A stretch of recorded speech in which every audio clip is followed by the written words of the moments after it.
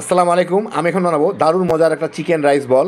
এটা কোনো ভাজা পোড়ার ব্যাপার নাই, কোনো তেলে ভাজা না, সেই জন্য অনেক স্বাস্থ্যকর, খাইতে কিন্তু দারুণ মজা। বাচ্চা বড় সবাই খুবই পছন্দ করবেন। তার সাথে থেকে শুরু করা যাক। আমি একটা কড়াইয়ে 2 টেবিল চামচ তেল নিছি, চুলাটা জ্বালানো আছে। এর মধ্যে আমি 2 কাপ পানি দিব, স্বাদ মতো লবণ দিয়ে এইটাকে আমি বলকে নিয়ে আসবো। পানিটা ফুটে উঠলে আমি চুলার জালটা এখন একদম কমায় দিই। কমায় দিয়ে আমি এর মধ্যে 1.5 কাপ চালের গুঁড়া, দোকান থেকে কেনা নর্মাল আতপ চালের গুঁড়া, ওটা দিয়ে আমরা যেরকম সিদ্ধ আটার রুটি করি সেরকম একটা খামির তৈরি করে নিব। খুব কম আছে, এটাকে এই পানির সাথে মিলাই নিলে ভালো মতো আমার খামিরটা তৈরি হয়ে যাবে। চালগুলোও সিদ্ধ হয়ে, চালের গুঁড়াও সিদ্ধ হয়ে যাবে। আর এরকম একটা শক্ত চামচ দিয়ে নাড়তে হবে, কারণ এটা কিন্তু ধীরে ধীরে বেশ শক্ত হয়ে যাচ্ছে।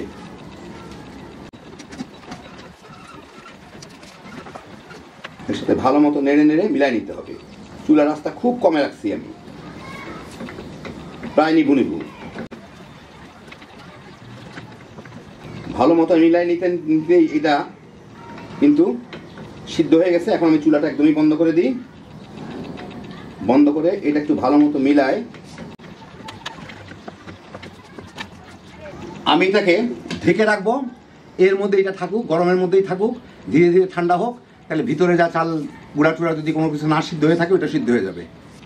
আমি এখানে 2 পিস মুরগির ব্রেস্ট ছোটো ছোটো টুকরা করে কেটে নিচ্ছি। 2 কাপ পানি দিচ্ছি এর মধ্যে। এর সাথে আমি 1 চা চামচ থেকে একটু কম গোলমরিচের গুঁড়া আর 1 চা চামচ লবণ দিয়ে এইটাকে জাল দিয়ে সিদ্ধ করে নিব। 12-13 মিনিট জাল দিয়ে নিলাম। মাংসগুলো সিদ্ধ হয়ে গেছে, চাপ দিলেই খুলে খুলে যাচ্ছে। এখন আমি এর থেকে চুলাটাকে বন্ধ করে দিব। বন্ধ করে দিয়ে পানিটাও শুকায় গেছে। যেটুকু পানি আছে এটুকু আমি রাখবো, আর মাংসগুলোকে আমি ঠান্ডা করে ঝুরি করে নিব, একদম ঝুরা ঝুরা করে নেবো। আপনার আমি দেখা দিচ্ছি। মাংসগুলো ঠান্ডা হয়ে গেছে। এখন আমি এগুলোকে এইভাবে চেপে চেপে গুঁড়া গুঁড়া করে নেবো। দেখেন হইলে গুঁড়া গুঁড়া হয়ে যাচ্ছে, সবগুলোকে গুঁড়া গুঁড়া করে নেব। তারপর এগুলোকে আমি একটু ব্লেন্ড করে নিব, যাতে একদম মিহিন হয় আর কি, যথেষ্ট। প্রথম আগে আমি এগুলোকে ঝুড়ে ঝুড়ি করে নিব আর কি। এইভাবে চাপ দিলে এগুলো ঝুড়ি ঝুড়ি হয়ে যাচ্ছে। মুরগির মাংসগুলোকে আমি ঝুড়ি ঝুড়ি করে নিলাম। এখন এইটাকে আমি একটা ব্লেন্ডারের মধ্যে দিয়ে একবার ঘুরাই নিব, যাতে এটা আরেকটু গুঁড়া গুঁড়া হয়ে যায় আর কি। এইভাবেও দেওয়া যায়, আরেকটু ঝুড়ি করেও দেওয়া যায়।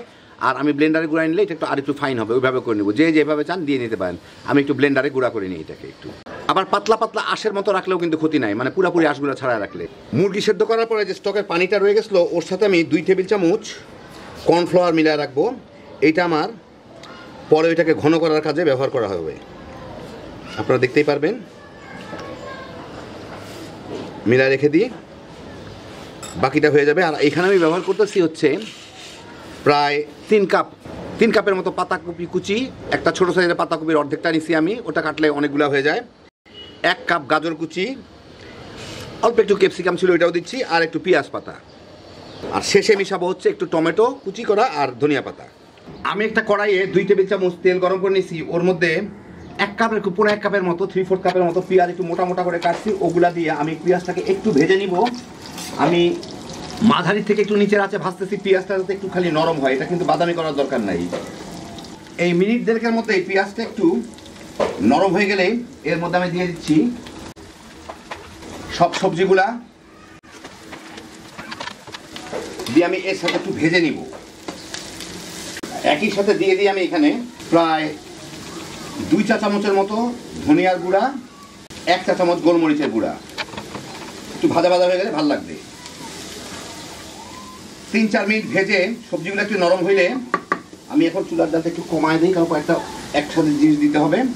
এর মধ্যে আমি এই মুরগিগুলা দিয়ে দিব, মুরগির যেটা আমি সিদ্ধ করে রাখলাম আর কি।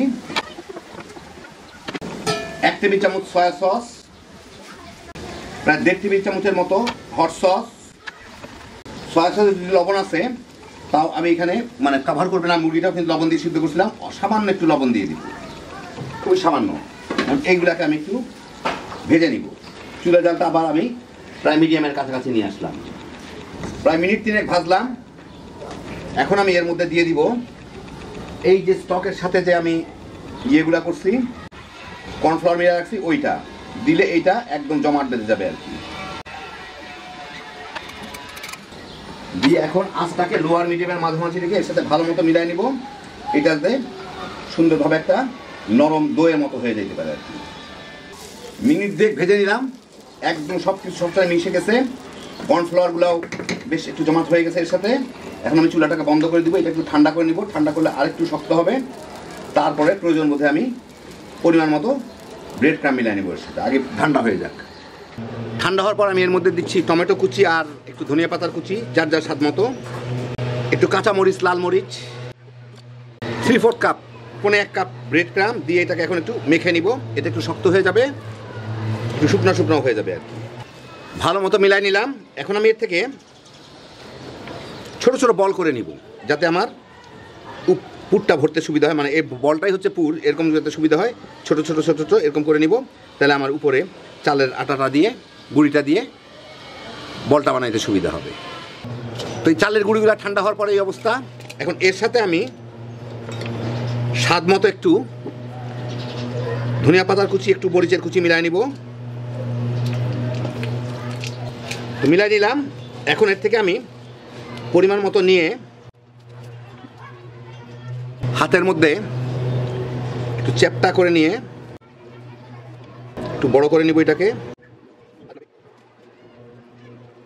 এই যে আমি গুল্লা গুল্লা করে রাখলাম, এগুলাকে মাঝখানে দিয়ে এইটাকে চতুর্দিক থেকে এনে আটকায় নিতে হবে। এই যে দেখেন, এনে সুন্দর করে আটকায় নিব। আটকায় নিয়ে এটাকে একটু ধরে আবার বলের মতো করে নিব, গোল গোল করে সুন্দর এরকম বলের মতো সবগুলোকে তৈরি করে নিব। আমি এখন এরকম একটা চালনি নিয়েছি, যেটার উপর আমি স্টিম করব। তো এই যে এইগুলা বানাইছি, এগুলা চালনির উপর আমি বসায় নিব, একটু ফাঁক ফাঁক করে, গায়ে গায়ে যাতে লেগে না যায়। এগুলো একটু ফুলবে, সামান্য একটু ফুলবে। সবগুলো আমি বসায় নিলাম। এখন আমি একটা বড় কড়াইয়ে পানি জাল দিছি, পানিগুলো ফুটতেছে।